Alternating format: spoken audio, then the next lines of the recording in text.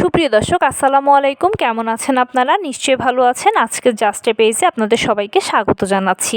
আজকে আমি আপনাদের সাথে শেয়ার করব ইরান এত বিধ্বংসী হামলা চালাচ্ছে ইসরায়েলে, তবুও কেন ইসরায়েলের দৃশ্যমান হারে ক্ষয়ক্ষতি হচ্ছে না।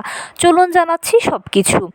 ইসরায়েল বিশ্বের একমাত্র ইহুদিবাদী রাষ্ট্র, যারা সৃষ্টির পর থেকে মধ্যপ্রাচ্যের বিভিন্ন রাষ্ট্রসহ অঞ্চলকে উত্তপ্ত করে যাচ্ছে, কখনো হুমকির মাধ্যমে, কখনো হামলার মাধ্যমে, কখনো সরাসরি যুদ্ধে জড়িয়ে। কিছুদিন আগেই হয়ে গেল ইসরায়েল ও ফিলিস্তিন যুদ্ধ, যেখানে ফিলিস্তিনকে ঝাঁঝরা করে দিয়েছে ইসরায়েল। তার পাশাপাশি হয়ে গেল 12 দিনের ইরান ইসরায়েল যুদ্ধ, যেখানে প্রথম হামলা কিন্তু ইসরায়েলই করেছিল।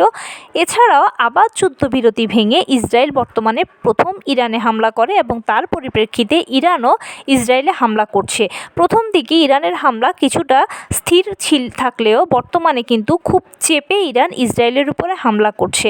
ইরান বর্তমানে তাদের হামলায় ব্যবহার করছে তাদের অত্যাধুনিক প্রযুক্তির মিসাইল, যেখানে রয়েছে খাইবার খোরশেদ, খোররাম শাহ, শেরজিল, আবাবিলের মতো মিসাইলগুলো। এছাড়া শাহেদ ড্রোন সহ আরও বিভিন্ন ধরনের ড্রোন তো রয়েইছে।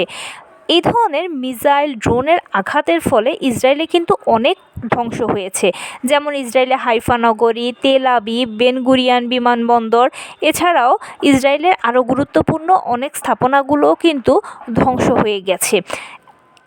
এত ধ্বংসযজ্ঞের পরেও ইসরায়েলের সেভাবে ক্ষয়ক্ষতি নেই, মানে ইসরায়েলের জনগণ সেভাবে কিন্তু ক্ষয়ক্ষতি হয়নি।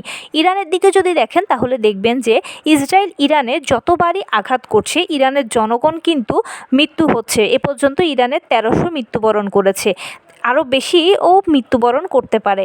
কিন্তু ইসরায়েলের দিকে তাকালে দেখবেন যে ইসরায়েলের সেভাবে জনগণ মৃত্যু হচ্ছে না বা জনগণের সেরকম ক্ষতি হচ্ছে না, ক্ষতি হচ্ছে শুধু স্থাপনাগুলোর।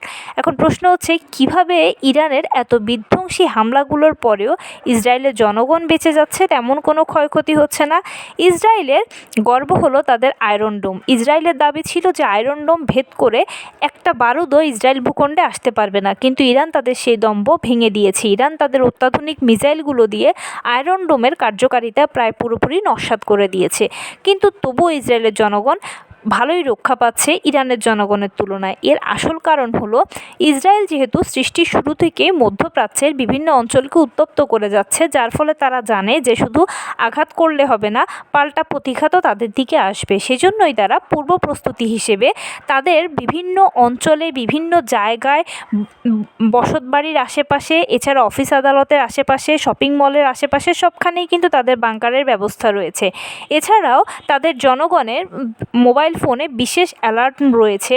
যখনই কোনো মিসাইল বা রকেট ইসরায়েল ভূখণ্ডের দিকে ধেয়ে আসতে শুরু করে, ঠিক তখনই জনগণের মোবাইলে সেই অ্যালার্ম চলে যায়, আর যার ফলে তারা আশেপাশের বাংকারগুলোতে খুব সহজেই লুকিয়ে পড়তে পারে। এর ফলে স্থাপনাগুলো ক্ষতি হলো, তাদের জনগণের তেমন কোনো ক্ষতি হয় না।